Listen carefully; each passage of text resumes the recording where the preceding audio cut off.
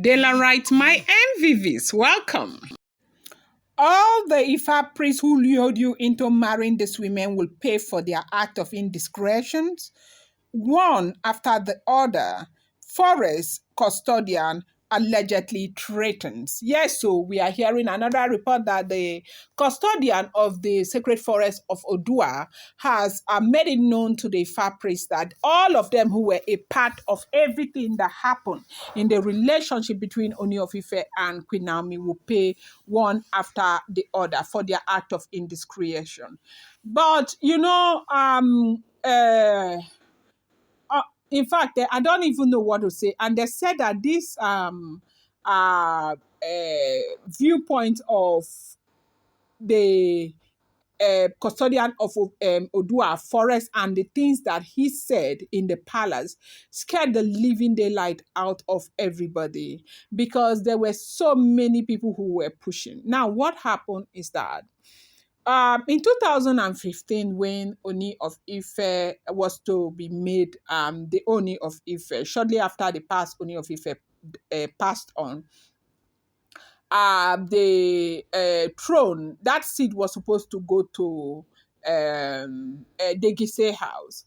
I will not bore you with the history or the story. They said that the Gise house happens to be one house that has been so marginalized. Okay, that's the word.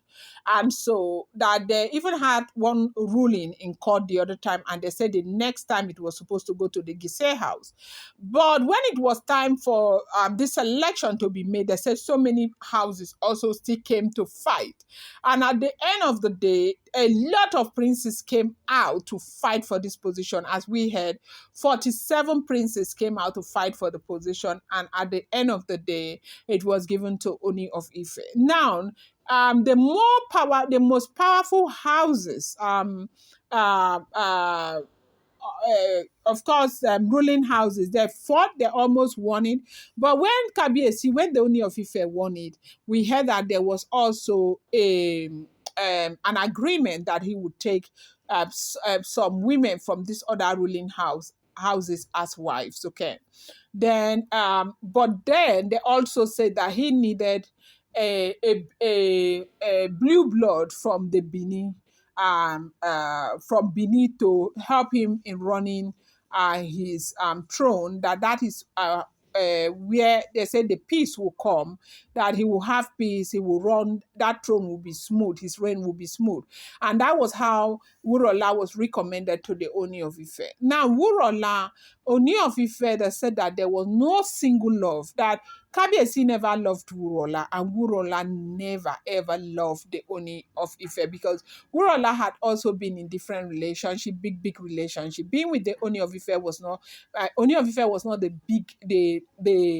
her first biggie that she caught in her life. That Wurola is that woman that has been lucky to be with all the big men before. Okay, so now Wurola's marriage to the Ooni of Ife did not last. I think it lasted for only, I don't know, less than 2 years, and Wurola left. When Wurola left, Ooni was yearning for love, not just a loveless relationship. And that was why it took him time, 1 year, 2 years before he got married. And when he met Olori Naomi, it was love at first sight, and they met. Okay.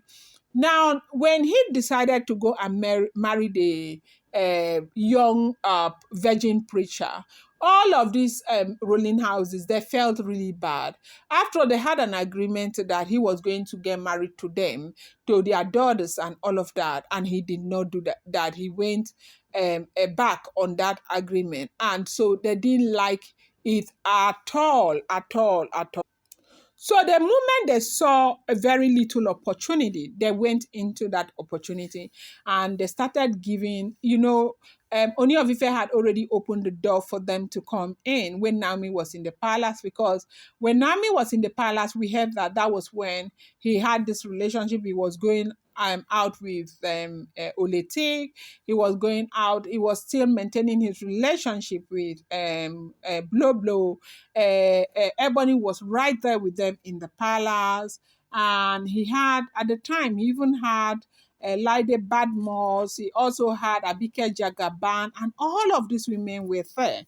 So he was the one who opened the way for them to come and ruin that relationship. And at the end of the day, they actually succeeded in ruining the relationship.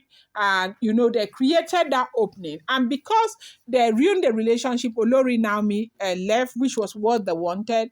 They had already succeeded in creating the opening. What they now did was they started bringing issues of marriage. Kabiyesi will marry this, Kabiyesi will marry that as a king. He is he can marry as many wives as possible. Nothing is women are not supposed to decide what happens. Olori Naomi insulted him in public. He needed to marry this. Elders were just coming with different suggestions. They suggested their daughters and all of that. As a matter of fact, they said if Kabiyesi's father had not stood up, Kabiyesi would have married up to 15 women, because this one he married in one month. He married, I think, 6 of them. And he was to go on another marriage rampage extravaganza when the father stood up. Because if you remember, there was one other woman, the Canadian woman and the US nurse that Kabiyesi wanted to marry. But it was because the father stood up, the father had to say something before that stopped. And so right now, as we are hearing, Kabiyesi is not just eating the blame alone. The custodian of the sacred forest of Odua has made it very clear that all the Ifas who were instrumental to what happened, to ruining that relationship between Olori Naomi and the Ooni of Ife, that they will pay one after the other, that they will pay. They should never ever deceive themselves to thinking that they are free, that they are not free at all, that they will pay for everything that they have done, for the selection they made, for convincing the Oni of Ife and, luring him or, deceiving him into bringing all of these Ifa wives, that they will pay. They will pay because Oni made a covenant and Oni went back on that covenant and, causing the woman pain, frustration, humiliation. That all the humiliation, the pain, and the frustration that Olori Naomi has been through, that they will pay one after the other.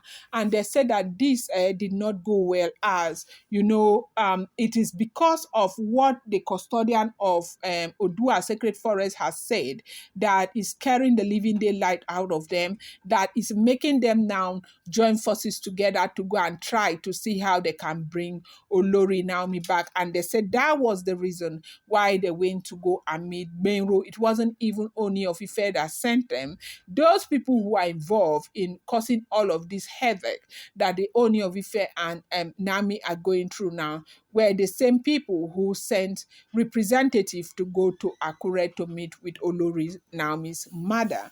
I'm going to bring you more update. I appreciate you guys so much. Thank you. I love you so much.